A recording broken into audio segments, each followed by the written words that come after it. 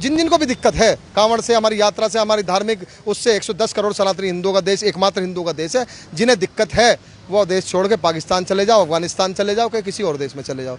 सबसे पहली बात तो ये कहना चाहूँगा, ये देश किसी के बाप का नहीं है, ये सिर्फ हिंदुओं का नहीं है, बल्कि ये 140 करोड़ भारतीयों का है, जिसमें हिंदू, मुस्लिम, सिख, ईसाई, जैन, जितने भी धर्म हैं सभी लोग शामिल हैं। सभी का ये देश है और सभी ने इस देश को आज़ाद कराने में बराबर का योगदान दिया है, अपनी कुर्बानियाँ दी हैं हमारे बुज़ुर्गों ने।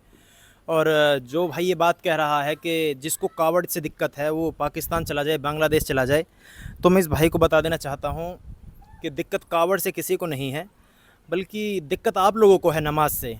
क्योंकि कोई इंसान शौक़ से रोड पर नमाज़ नहीं पढ़ता, बल्कि कई बार जैसे जुम्मे की नमाज़ हो गई, ईद की नमाज़ हो गई, इस पर सभी लोग मस्जिदों में नमाज़ पढ़ने जाते हैं।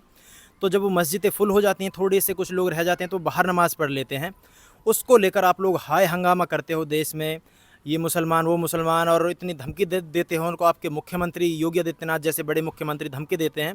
तो दिक्कत आप लोगों को है, मुसलमानों को कोई दिक्कत नहीं है। आप चाहे पूरे रोड को घेर कर चलो या पूरे भारत में कहीं से भी घेर के चलो, मुसलमानों ने कभी इस चीज़ पर ऐतराज़ नहीं उठाया कि कावड़ी रोड पर चलते हैं। बल्कि मुसलमानों का ऐतराज़ ये ज़रूर हो सकता है कि जब रोड पर कावड़ी जा सकते हैं तो भला मुसलमान नमाज क्यों नहीं पढ़ सकते। इस चीज़ का एक जो ऐतराज़ है मुसलमान ज़रूर उठा सकता है, लेकिन ये ऐतराज़ मुसलमान कभी नहीं उठाता भाई ये कावड़ी रोड पर क्यों चलते हैं, क्योंकि इस्लाम की शिक्षा ही नहीं है। हमको ये सिखाया नहीं जाता हम किसी दूसरे धर्म के जो रस्म व रिवाज हैं उन पर ऐतराज़ करें।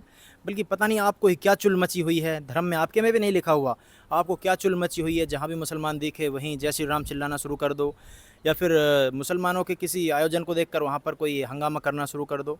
तो मुसलमानों को कोई दिक्कत नहीं है। और रही बात देश छोड़कर जाने की, भाई तेरे को ज़रूरत है तो तू चला जा, ना तो इस देश का कोई हिंदू छोड़ के जाएगा देश को, ना मुसलमान। तो जैसे नफरती लोगों को ज़रूर ये देश छोड़कर चला जाना चाहिए और सरकार को तुम जैसे लोगों को लात मारकर बाहर फेंक देना चाहिए।